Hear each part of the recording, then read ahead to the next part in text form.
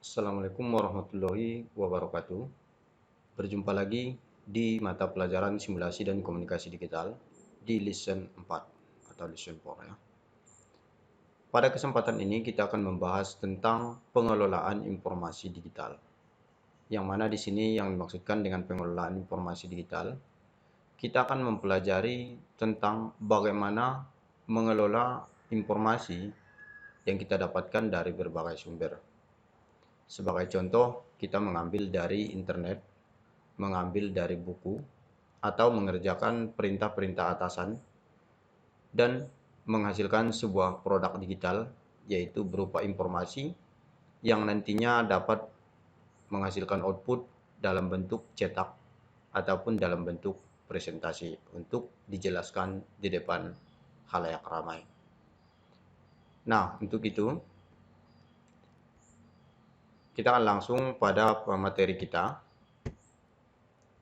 Di sini di bagian atas kalau kita perhatikan ada beberapa icon ya, gambar yang saya ambil dari icon aplikasi, yaitu pada pengelolaan informasi digital ini kita akan berfokus tentang Microsoft Office 2010 yang tentunya ada berbagai alasan kenapa memilih Office 2010. Yang jelas, kenapa ini kita ambil sebagai topik, karena di pasaran kita saat ini ataupun di masyarakat luas kita masih tren menggunakan Office 2010. Walaupun sudah ada produk dengan tahun yang lebih tinggi ataupun ada juga produk yang lebih rendah yaitu Office 2007.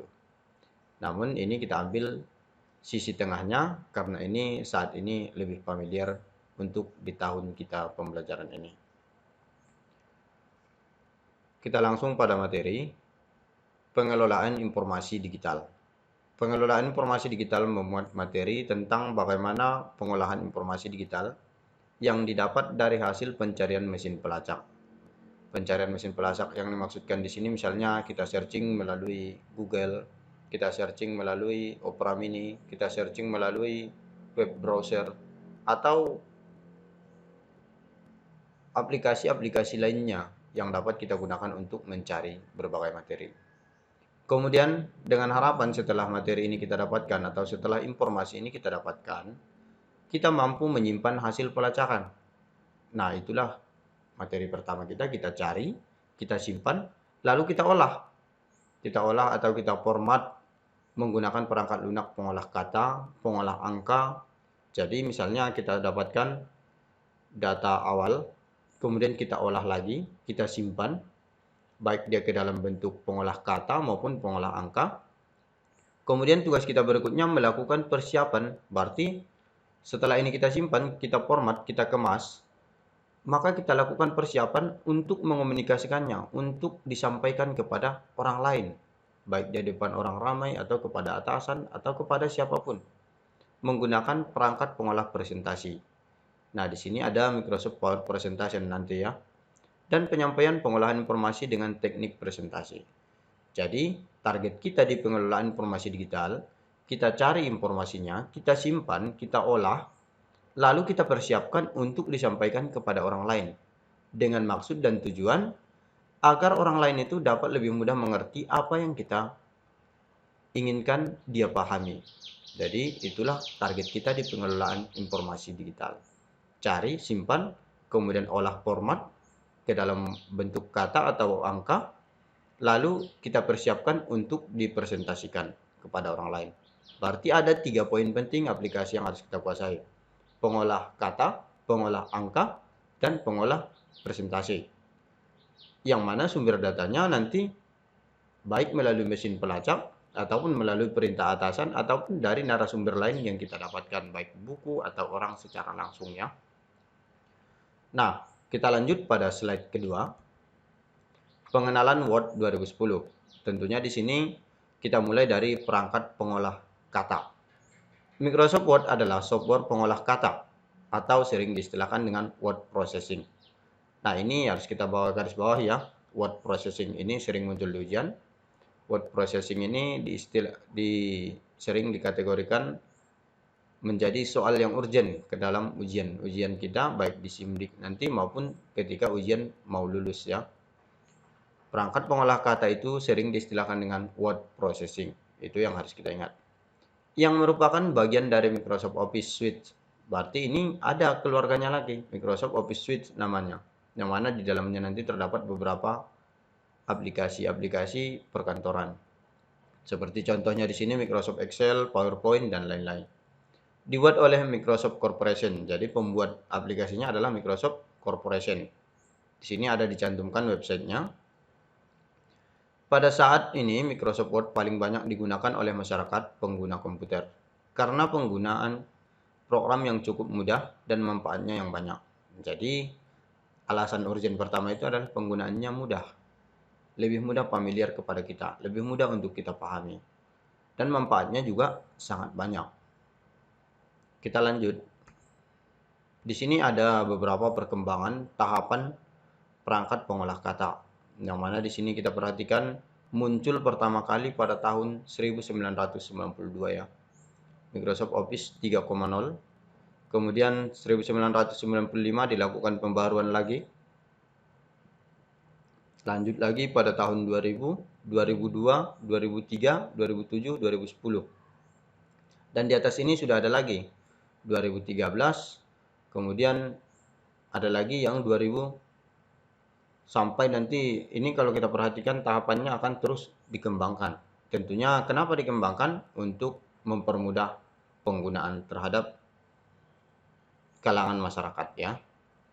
Jadi kita bahas hanya sampai pada Office 2010 dulu untuk sejarahnya. Jadi untuk di atasnya nanti bisa ditambahi wawasannya melalui searching di internet sudah banyak. Nah, di sini ada beberapa generasi ya, yang tentunya semua memiliki tujuan yang sama, yaitu sebagai pengolah kata. Kita lanjut lagi. Cara mengaktifkan Word 2010. Nah, ini bagi yang punya laptop nanti sudah bisa dicoba. Dan di sini juga kalau kamu perhatikan ada dua cara yang saya tawarkan di sini. Sebenarnya masih ada cara lainnya. Bisa nanti kamu cari tahu bagaimana untuk mengembangkan diri Anda cara lain selain yang saya sebutkan di slide kita. Yang pertama, cara yang paling simpel itu adalah klik dua kali icon Word 2010 di desktop dan Word akan terbuka. Nah, ada nanti di layar monitor Anda ketika komputer pertama kali dihidupkan setelah jendela terbuka, ada icon huruf W. Ini disebut dengan ikonnya, icon Word. Ini kita klik dua kali. Kita hitung dalam arti 1, 2. Maka dia akan membuka jendela kerja Microsoft Word 2010. Sedangkan langkah kedua, ini langkah yang formal yang sering dilakukan orang. Tahap pertama ini kita klik Start. Ini ya, yang menggunakan Windows 10. Klik Start, kemudian pilih Microsoft Office. Di bagian ini nanti ini digeser ya, scrollnya digeser sampai bertemu dengan Microsoft Office. Setelah ketemu Microsoft Office, diklik, lalu muncullah di sini pilihan Microsoft Word 2010. Ini kita klik. Maka jendela kerja akan terbuka. Sebenarnya di antara kedua langkah ini menghasilkan tampilan yang sama ataupun memiliki tujuan yang sama untuk mengaktifkan perangkat pengolah kata atau Microsoft Word 2010. Jadi terserah nanti mau milih langkah yang mana, yang jelas ambillah yang lebih mudah kamu pahami. Nah, untuk tahap berikutnya di sini kita lanjut pada bagian pengenalan area kerja Word 2010. Tahap pertama di sini kita harus mengenalinya dulu agar kita nanti bisa bekerja pada lingkungan Word 2010. Di bagian atas di sini ada title bar. Title bar ini adalah nama dari dokumen yang sedang kita kerjakan. Jadi secara default bawaannya ketika Word terbuka, maka di sini namanya dokumen 1, dokumen 1, Microsoft Word. Nah, ini disebut dengan title bar atau nama dokumen. Kita lanjut lagi. Di sini ada Quick Access Toolbar. Ini artinya perintah yang paling sering digunakan. Ada save, ada undo, ada redo. Jadi ini mengenai kegunaannya nanti akan kita bahas lebih lanjut di topik-topik berikutnya. Lalu berikutnya ada ribbon. Ribbon ini kumpulan dari semua perintah yang ada di jendela Word. Itu secara umumnya ya. kumpulan dari semua perintah-perintah ini, kecuali title bar dan quick access toolbar, itu disebut dengan ribbon. Sedangkan secara spesifiknya, ribbon itu adalah kumpulan dari perintah-perintah yang terdapat pada tab. Misalnya di bagian file ada bagiannya, di bagian home seperti ini. Ini sudah disebut dengan ribbon. Ribbon B, ribbon I, ribbon U. Ini semua disebut dengan ribbon, yang kumpulan dari semua perintah yang digunakan. Kita lanjut pada bagian tab. Tab itu kumpulan dari beberapa menu. Ini ada tab file, ada tab home, tab insert, tab page layout, tab reference, tab mailings, review, view, add-ins. Nah, ini disebut dengan tab ya. Satu barisan ini kita sebut dengan tab, kumpulan dari beberapa menu. Lanjut lagi. Di sini ada ruler ya. Ruler ini penggaris. Penggaris ini digunakan untuk mengukur letak dari suatu objek, baik dia teks, baik dia gambar. Jadi dari sini bisa kita tentukan, oh letaknya sampai di sini, letaknya sampai di sini. Rulernya ada dua tipe, ini disebut dengan ruler horizontal, dan ini disebut dengan ruler secara vertikal. Ruler secara vertikal ini biasanya digunakan untuk mengatur marginnya, batas tepi kertas dari bawah, tanpa harus masuk ke perintah page layout. Selanjutnya ada help. Ini apabila kita klik, maka di sini muncul berupa bantuan penjelasan tentang penggunaan aplikasi pengolah kata ini. Baik tentang apapun yang berhubungan dengan pengolah kata ini biasanya ada kita temukan di bagian help. Apabila ada yang kurang paham bisa kita pelajari.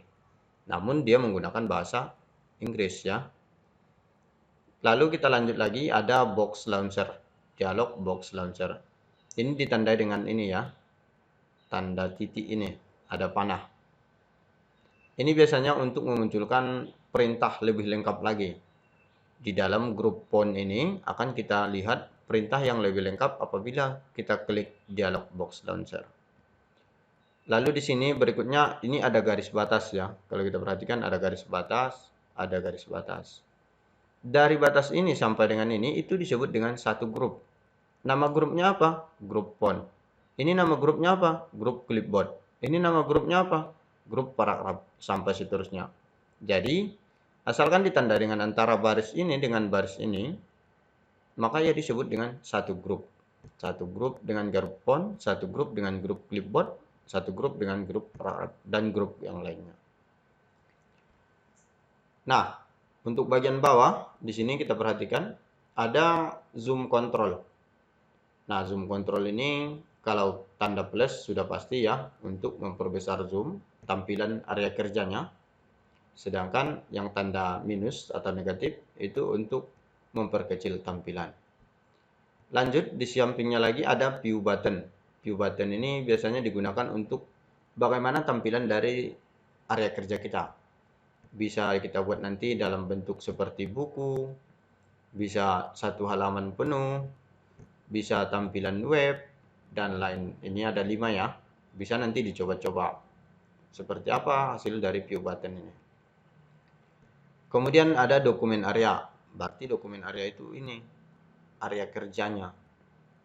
Di mana kita bisa mengetik, kita bisa membuat gambar, kita bisa membuat tabel, dan lain sebagainya. Ini disebut dengan dokumen area. Kemudian yang terakhir ada status bar. Status bar itu mulai dari ini ya, sini, ini, dan ini. Yang pertama, status bar itu menunjukkan ada berapa halaman dokumen kita. Misalnya kalau dokumen kita sudah banyak, di sini akan muncul. Ada berapa total halamannya. Kita sekarang sedang berada di halaman berapa. Nah, di situ ya. Seperti ini misalnya page 1 of 1. Berarti kita berada di halaman pertama dari satu halaman. Kalau misalnya 50 halaman, bisa saja page 1 of 50. Berarti halaman pertama dari 50. Kemudian di sampingnya ada word. Word ini menunjukkan berapa kata yang sudah kita ketik. Misalnya terdiri dari 10 halaman, itu secara otomatis di jumlahnya. Total kata yang Anda ketik sekian. Di sini muncul ya, word. Lalu di sampingnya ada English. Ini karena kebetulan laptopnya menggunakan bahasa Inggris. Jadi kalau ini kita set dengan menggunakan bahasa Indonesia, maka di sini akan muncul bahasa Indonesia. Jadi ada 3 yang ditampilkan oleh status bar, halaman, kemudian halaman dan total halaman dokumen, jumlah kata, dan bahasa yang digunakan.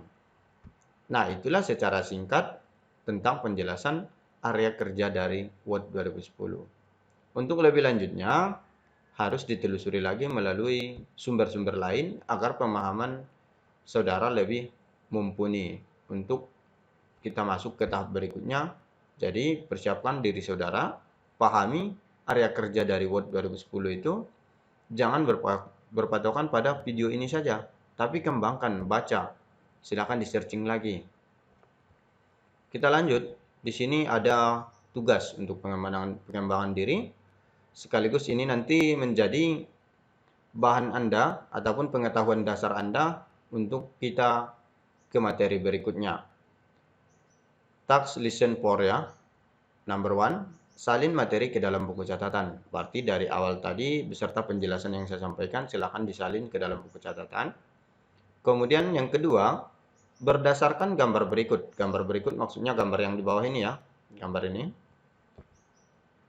Tuliskan definisi. Berarti silahkan dicari dulu apa pengertian dari margin, apa pengertian orientation, apa pengertian size, apa pengertian dari columns.